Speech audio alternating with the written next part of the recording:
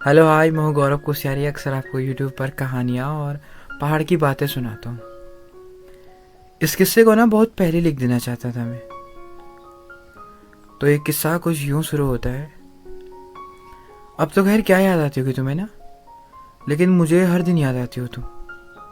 तुम्हारे शहर से दूर हूँ, बहुत दूर। और तुमसे तो खैर दूरियाँ पहले ही बन गई थी। तुम ना मेरी ज़िंदगी की वो खुशनुमा किताब हो जो मुझसे कभी दूर हो ही नहीं सकती है। किताब इसीलिए क्योंकि मेरे लिए हर कोई कहानी ही रहा। तुम किरदारों जैसी ही तो थी।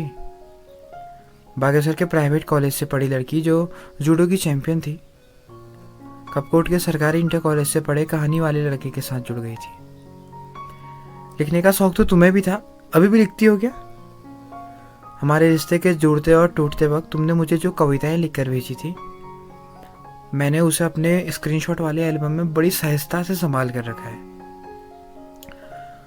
मुझे हर दिन याद आती है तुम्हारी पहली बार वाली मुलाकात, पॉलिटेक्निक नैनीताल के उस सरकारी कॉलेज में जब तुम मेरी जूनियर बनकर आई थी। मैं उन दिनों कहानियों के लिए पूरे कॉलेज में मशहूर था। उस दिन मैं अपने दोस्तों के साथ माँ साहब के कैंटीन से समोसे की पार्टी उड़ाकर आ रहा था। गर्ल्स हॉस्टल की वार्डन और फार्मेसी की हेड कुछ लड़कियों को साथ लेकर कुछ समझा रही थी। इन लड़कियों के साथ तुम भी थी, और यह मेरी तुम्हारे संग पहली मुलाकात थी। इसके बाद हम मिलते रहे, कभी जीएलएच के किसी प्रोग्राम में, कभी ईडी की क्लास में इंट्रो के बहाने, कभी किसंदा की दुकान पर पराठों के बहाने। पता नहीं उस वक्त तुमने मुझे नोटिस किया है नहीं, लेकिन मैं तुम्हें हर वक्त नोटिस किया करता था। नहीं, प्यार जैसा तो नहीं था तुमसे, बस ऐसा लगता था कि तुम थोड़ी अलग हो और हम साथ रहेंगे तो अच्छा होगा। उन्हीं दिनों मैंने एक नया काम भी शुरू किया था, गांव गांव स्वच्छता अभियान चलाने का। नया खून था तो समाज सेवा का भी शौक मुझे बहुत चढ़ा हुआ था। कुछ दोस्त भी थे साथ में जो गांव गांव जाकर सरकारी स्कूलों में पढ़ाया करते थे।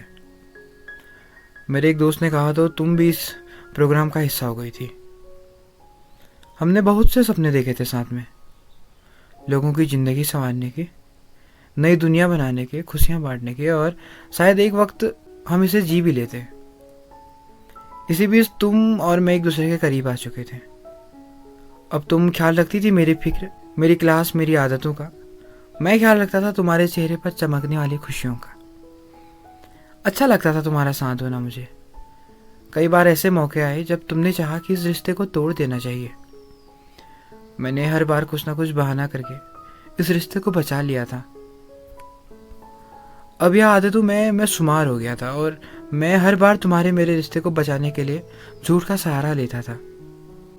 मालूम नहीं था उस वक्त कि आज रिश्ते को बचाने वाला झूठ कल मेरे अफसोस की वजह बन जाएगा। मेरी इंजीनियरिंग का डिप्लोमा कभी पूरा नहीं हुआ। फाइनल ईयर के फाइनल एग्जाम के वक्त मैंने इंजीनियरिंग और अपने रिश्ते को छोड़ दिया था। तुमने प्यार की कसमें दी थी कि मैं डिप्लोमा पूरा कर लूँ। मैं बार बार टालता रहा। मुझे तुम्हारे साथ सरस्वती की मिठाई, मल्लीताल की जलेबी, ठंडी सड़क पर बैठना पसंद था, लेकिन डाइट के सर्किट, एडवांस माइक्रो प्रोसेसर और बाकी बचे इलेक्ट्रॉनिक सर्किट में उलझना नहीं। तुम समझाती रहती, मैं बहाने बनाते रहता। एक वक्त बाद मुझे यह रिश्ता बोझ लगने लगा था। मैं तुम्हारे साथ बागेश्वर तक तो आता था, लेकिन मैं हमेशा यही सोचता था कि पहले तुमसे दूर मैं नहीं जाऊंगा। तुमको शायद यकीन था कि मैं तुमको दूर जाने ही नहीं दूंगा। मैंने इंजीनियरिंग छोड़कर जब आष्टी से होना चुना तो रिश्ते को बार बार बचाने की कोशिश नहीं की। रोटियों की चिंता ने सारे काम पीछे छोड़ दिए थे। नौकरी के सिलसिले में मैं पहले दिल्ली आया, फिर देहरादून। तुम पहले लखनऊ आई, फिर दिल्ली, लेकिन हम कभी मिल नहीं पाए। हाँ, लड़ाइयाँ होती थी बीच बीच में फ़ोन कॉल के जरिए से, लेकिन हम कभी मिल नहीं पाए थे।